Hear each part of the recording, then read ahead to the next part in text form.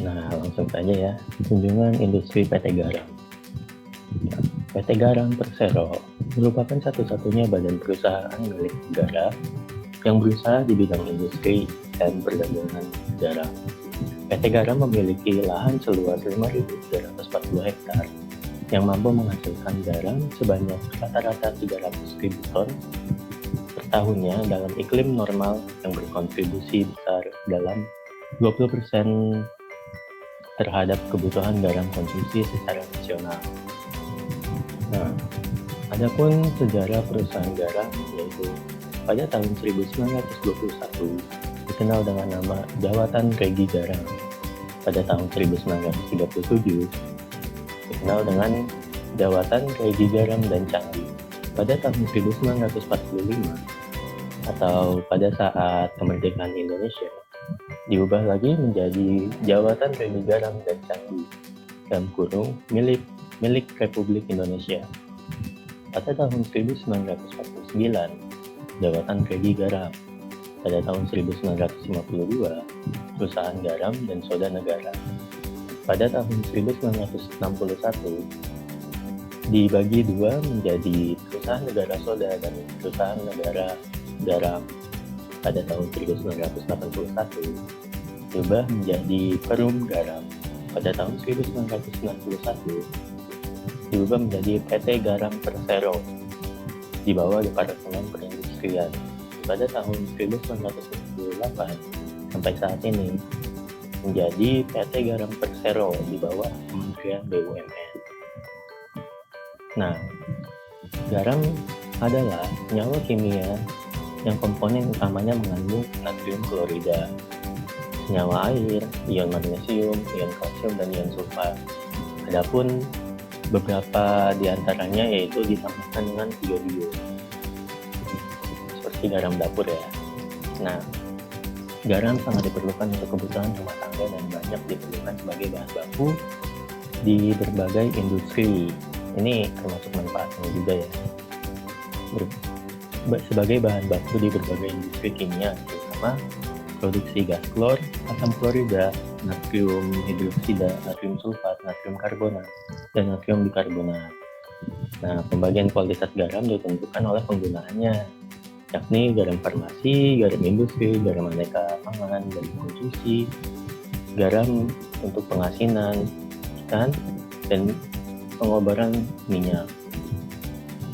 Nah, ini dibedakan dengan kadarnya masing-masing. Bahan baku garam yaitu air laut, ya hanya air laut saja ya. Nah, adapun faktor kualitasnya adalah bahan baku itu sendiri, keadaan cuaca, keadaan tanah, pengaturan air, aliran air laut, cara pembuatan garam, dan buangan atau kristalisasi yang mengandung garam magnesium. Dan faktor penghambat mutunya yaitu pencemaran air laut, limbah kapal dan lingkungan, ketinggian curah hujan, kecepatan angin, dan kelembapan suhu. Nah, adapun alat dan fasilitas pendukungnya yaitu saluran utama air laut yang digunakan untuk menyalurkan air ke waduk air laut digunakan untuk menampung air laut dan menjadikan air tua. Nah, bahan evaporator yang berfungsi sebagai tempat pemurnian air laut sebelum pengkristalisasian, lahan kristalisasi atau meja kristalisasi yaitu tempat pengkristalan air laut, galangan atau penyangga air berfungsi sebagai fasilitas pengukur air laut, baumeter alat pengukur derajat bau air laut, dan pompa air sebagai penyalur air dari waduk ke meja kristalisasi. Nah, proses pembuatan. Nah, di sini ada beberapa tahap ya. Nanti kita lihat saja dalam video yang akan saya sisipkan di presentasi ini agar lebih mengerti dan lebih dapat dipelajari. Persiapan awal dalam pembuatan garam adalah melakukan pemeliharaan lahan yang terdiri dari perbaikan atau normalisasi saluran utama, pemeliharaan waduk air muda atau bozem, normalisasi galengan sekitar dengan galengan penghubung pada evaporator, perbaikan pintu-pintu air dan lain-lain, serta pemeliharaan pada meja-meja kristalisasi atau lahan tempat bergaram. Galengan-galengan ini berfungsi untuk memperpanjang tata aliran air, di mana berfungsi untuk mencapai titik konsentrasi air yang diinginkan, serta mengendapkan atau memisahkan senyawa-senyawa yang tidak diperlukan. Setelah melakukan persiapan pada meja kristalisasi, lahan evaporator, saluran-saluran air lengkap dengan sarana penunjang telah selesai diperbaiki, dipelihara dengan baik dan sempurna, maka bahan baku air laut dialirkan melalui saluran induk menuju bozem. Air yang tersimpan di bozem dengan konsentrasi air dengan 3 derajat Baume selanjutnya dipompa menggunakan pompa besar dan mengalir melalui saluran induk menuju ke bagian awal evaporator. Air laut akan mengalir secara gravitasi menuju 3 bagian evaporator atau biasa disebut peminian secara bertingkat yang mempunyai perbedaan elevasi, yaitu dari peminian awal atau peminian muda dengan elevasi tertinggi mengalir ke pemilihan tengah, kemudian menuju ke peminian akhir atau peminian air tua. Selama proses penuaan air di peminian dilakukan dan sebelum dialirkan ke meja-meja kristalisasi, maka hal-hal yang perlu disiapkan adalah melakukan pengolahan tanah di meja kristalisasi, antara lain melakukan proses kesap dan guluk sebanyak 3 kali, yaitu proses kesap guluk pertama, yaitu proses kesap guluk kedua, dan proses kesap guluk ketiga atau kesap guluk penghabisan. Proses kesap adalah proses kesapan tanah di tiap meja kristalisasi menggunakan air laut yang dapat sekaligus menuangkan air. Setiap air yang ada di tiap meja akan ditimbang dengan alat baumeter, sedangkan proses guluk adalah proses untuk mempersiapkan pondasi pada bagian bawah atau alas meja tanah menjadi benar-benar padat dan terpisah nantinya antara tanah, air, dan garamnya sehingga tidak bercampur menjadi keruh dan kotor. Nah, dengan demikian siaplah sudah bahan baku garam berupa air tua dengan konsentrasi 20 sampai dengan 25 derajat Baumeter. Akan dialirkan ke meja-meja kristalisasi menggunakan pompa air tua dan dijaga ketebalannya setinggi 5 cm di atas permukaan garam yang telah mengendap.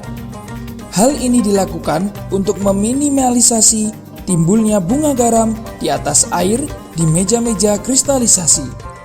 Selama 30 hari dilakukan pengendapan garam dengan menjadi bottom layer lantai garam yang dilonggarkan atau diaflak permukaannya. Baru kemudian setelah berumur 10 hari dilakukan kegiatan pungut atau panen garam.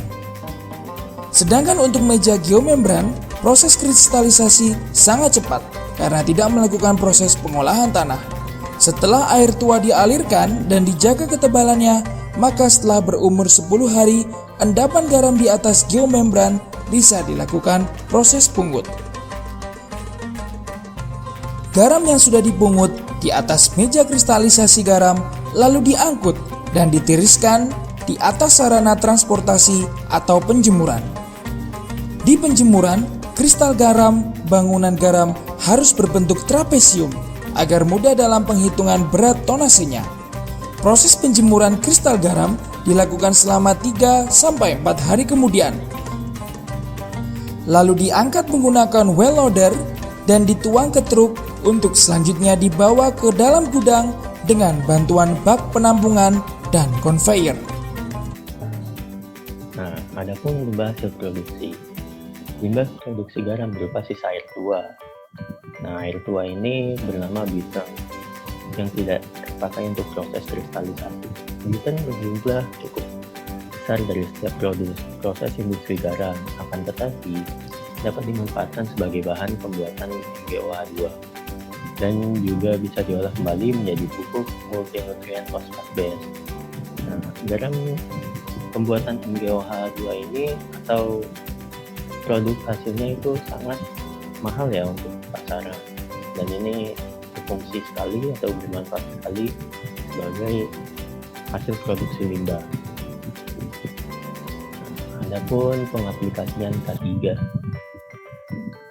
K3 dalam pekerjaan sudah diedukasikan dan diterapkan sebagai mestinya. Meskipun begitu, ada pun beberapa yang memang tidak memakainya, entah tidak memakai pelindung kepala, atau hanya memakai sendal saja, atau tidak memakai sarung tangan dan lain-lain. Ya, tetapi meskipun begitu, dalam penerapannya bisa dikatakan lebih banyak yang menerapkan. Dan bekerja menggunakan APD berbentuk tambah, autobus, dan APD khusus pada beberapa pekerjaan berat. Misalkan seperti memindahkan garam ke gudang, memakai alat-alat berat juga. Dimensinya dapat dilihat. Mungkin ini saja yang saya dapat sampaikan. Terima kasih. Mohon maaf. Wabillahi taufiq wal hidayah. Wassalamualaikum warahmatullahi wabarakatuh.